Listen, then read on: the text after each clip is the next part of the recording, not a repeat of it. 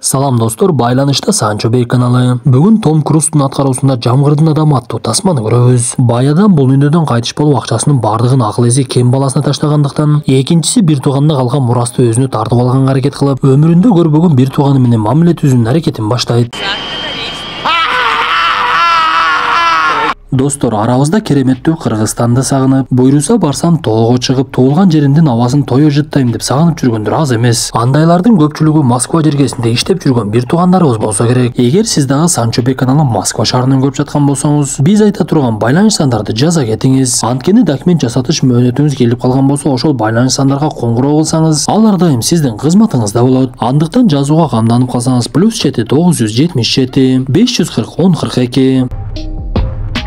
Тасманын башында унааларды сатып иштеген ишкер Чарли Бэббитти көрөбүз. Алар кеңсесинде жардамчысы Ленни жана сүйгөн кызы Сюзанна үчөө гана иштечү. Алар жаңы эле келген унааларды сатышып, бир күндө $70,000 иштешип, Чарли сүйгөн кызын ойнотуп келейин деп Сюзаннаны унаасына олтургузуп алып айдап жөнөйт. Биз алар бара жаткан жерден каарманыбыз бой көтөргөн аябай эгоист адам экендигин байкайбыз. Анткени ал жанындагы сүйгөнүнө деле көп көңүл бурбай, ар дайым ишти гана ойлонуп, Сюзанна менен көп учурда сүйлөшүп, баарлашчу деле эмес. Ошол мезгилде Чарлиге коңгуроо кылып атасынын өлгөндүгүн кабар беришет. Анда Чарли бул кабарга көп деле кабатыр албай, бирок унаасын буруп Тажияга жөнөп, атасын акыркы сапарга узатуу аземине катышып, анын жактоочусу Муниге жолугат. Көрсө атасы Чарлиге мурас таштаган экен, ошондуктан эртеси күнү анын үйүндө жолугушмак болушуп, каарманыбыз сүйгөнүн алып алып, бала кезде чоңойгон атасынын үйүнө алып барат. Бир кезде Чарли Сюзаннага атасы менен болгон мамилелерди айтып берип, ал мага көп деле жакшылык кылган эмес. Ал менден караганда өзүнүн унаасын жакшы көрчү. Анткени мен мектепте жакшы окуп, ар дайым 5терди алып келип, бир күнү унааңызды берип туруңуз десем, бербей койгондуктан мен ачыкчын урдап кетип, унааны алып качып, досторум менен айланып жүрсөм, унаамды урдап кетти деп тартип сакчыларга арыз жазып коюптур. Анда тартип сакчылар мени кармап алып 2 күнгө камап салган. Мен ошондон кийин атама таарынып үйгө дагы келбей койгонмун. Апам болсо 2 жашымда эле өтүп кеткен. Кичинекей кезинде мен капа болгон учурда жаныма Жамгырдын адамы келет эле. Ал мага ар кайсы ырлардырда көңүлүмдү көтөрчү. Бирок ал болгону менен фантазиямдагы досум болчу. Кийин чоңойгондон кийин аны деле көрбөй калдым. Кыскасын айтканда, атамдын өлгөнүнө көп деле капа эмесмин десе, жактоочу Муни келип мурас жөнүндө окуй баштап, Чарлиге болгону жалгыз гана унаасын таштагандыгын айтат. Калган $3 миллион башка бир адамга таштаптыр. Бирок жактоочу Муни ал адам ким экендигин айтпай коет. Ансыз деле жини келип жаткан Чарли бул маалыматты угуп, андан бетер жини келип, банк кабары $3 миллион кимге таштады экен деп изилдей баштайт. Мындан соң Чарли алган маалымат боюнча шаардын четиндеги жиндиканага барып, ал жерден атасы мурас калтырган адамды издешсе, жиндикананын башчысы эчтекени айтпай коет. Бул убакта каарманыбыз атасы мурас калган унааны айдап алган болчу. Анда Чарли эшикке чыкса, жиндиканадагы оорулардын бири ал унаага олтуруп алып, мен бул унааны жакшы көрөм, атам мага 6-күнү жана 1-күнү келип турчу. Кээ бир убактарда бул унааны мен дагы айдайт элем. Мурда олтургучтары күрөң түстө, эле азыр болсо кызыл түстө болуп калыптыр. Атам бүгүн келиш керек эле, эмнеге келбеди деп эле артын караган бойдон ичкериге кирип кетет. Ошондо гана жиндикананын башчысы Брунер, бул адамдын аты Реймонд, ал сенин бир тууган агаң деп айтып берет. Көрсө Реймонд эч кандай жин эмес эле, аутизм оорусу менен ооруйт экен. Ал кичинекей кезинен оорукананын тартиби менен жашап чоңоюп, эске тутуму болсо өтө күчтүү болот. Бирок айылына чөйрөдөгү көп нерседен коркуп, өзүн жакшы башкара алчу эмес. Анан дагы эң кызыгы, акча эмне экендигин түшүнбөйт дагы экен. Муну уккан Чарли күлкүсү келип, ага $3 миллион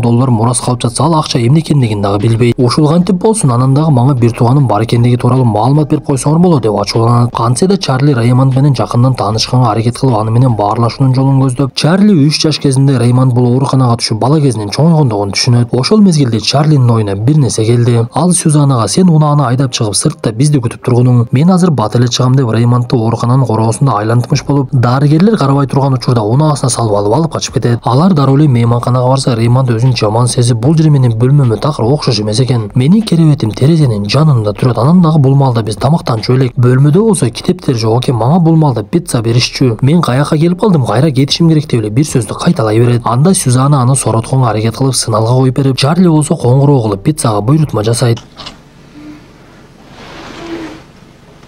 Жатар убакта Реймонд китептеги жазылган байланыш сандарды окуп олтурса эле, каармандарыбыз тараптан түшүнүксүздөр чыгып, мындай нерсени түшүнбөгөн Реймонд алар жакка барса, каармандарыбыз бири-бирине жакшы мамиле кылып жатыптыр. Анда Чарли жини келип Реймондко корс сүйлөп, аны куулап жиберип, Сюзанна болсо Чарлинин агасына кылып жаткан мамилесине жини келе баштайт. Анан дагы Сюзанна Чарлинин чындыгын, максатын түшүнүп, сен акча үчүн бир тууган агаңды уурдап дагы кеттиң. Эми болсо анын оорулуу экендигине карабай кыйкырынып жатасың. Сен өзүңдү гана ойлойсуң, мени дагы ойлогон жоксуң, бир тууган агаңды да ойлогон жоксуң. Сага акча эле керек экен да деп таарынып кийимдерин алган бойдон кетип калат. Көрсө Чарли Реймондду урдап алып, ага калган 3 миллион доллардын жарымын алууну көздөп жатыптыр. Ошондуктан ал эртеси оорукананын башчысы Брунерге коңгуроо кылып, сиз мага жардам беришиңиз керек. Болбосо мен Реймондду кайтарып ооруканага алып барбаймын. Сиздер менен соттошуп болсо дагы бир тууганымды өзүм алып алам. Атамдан калган мурас мага дагы тийиш керек деп байланышты өчүрүп коет. Бул убакта Реймонд ашкананын жумушчусу тиш тазалагычты түшүрүп жибергендигин көрүп, бир карап эле жерде канча даана тиш тазалагычтын жаткандыгын санап коет. Муну көргөн Чарли Реймонддун эсептөөсү өтө күчтүү экендигине таң калып калат. Кантсе да алар жолго чыгып аэропортко барып, каарманыбыз Лос-Анджелеске учуп кетмек болуп, Реймондду алып учакка түшөйүн деп калган кезде Реймонд ордунан жылбай коет. Көрсө ал буга чейин канча китеп окуп, сыналган эмнени көрсө бардыгы эсинде калып, учак менен болгон кырсыктардын качан жана кандай болгондугун такыр эле унутпаптыр. Ошондуктан мен учакка түшпөймүн деп эле Чарлини аркага кайтара баштайт. Анда Чарли болбой эле аны учакка алып киргенге аракет кылып, бир кезде Реймонд кыйкыра баштап, каарманыбыз башка аргасы жок экендигин түшүнүп, Реймондду алып алып унаа менен жөнөшөт. Бирок алар бара жаткан кезде жолдо дагы кырсык болгондуктан Реймонд унаадан түшө калып, бул жолдо кырсык көп болот экен, мен бул жолдо унаа менен бара албаймын. Башка жол менен баралы деп унаага такыр түшпөй жөө басып, каарманыбыз айласы жок анын артынан унаасы менен акырындап айдап кете берет. Качан гана алар ошол жолдон чыгып башка жолго түшкөндө гана Реймонд унаага түшүп, Чарли Лос-Анджелеске эртерээк барып жумушун көзөмөлдөш керек экендигине карабай алар мейманканада калышат. Анткени Реймонд өмүр бою тартип менен чоңойгондуктан ал тартипти такыр бузчу эмес. Ал кечинде 11-де сөзсүз уктап жамгыр жааган кезде эшикке чыкпай, анан дагы тамакты өз убагында гана жечү. Жегенде дагы ооруканада берген гана тамактарды жеп, башкасын такыр жебей. Чарлинин канчалык жини келбесин Реймонд мейманканадан жамгыр токтомоюнча такыр чыкпай коет. Анан дагы унаада бара жатканда Реймонд бир сөздү кайра кайталай берип, Чарлинин жини келип, ачуусун кармай албай алыс эмес жердеги шаарчага барганда ооруканага түшөт. Ал бул жолу Реймондду психологко көрсөтүп, мен мунун кылган мамилесине чыдай албай калдым. Мага бир аз кеңеш бериңизчи, мен буга кандай мамиле кылышым керек деп психолог ага жооп берип, аутизм оорусу менен ооругандардын сөзсүз бир күчтүү жагы болот. Агаңыздын күчтүү жагын байкадыңызбы десе, каарманыбыз жакшы эсептейт экен деп жооп берсе, дарыгер аны текшерүүнү каалап ар кандай суммаларды кошуп көбөйтүүнү айтса, Реймонд так эле жооп берип коет. Кызыгы Реймонд арифметикадан күчтүү болгондугу менен акча жөнүндө айтса такыр эле акчаларды бири-бирине кошо алган жок.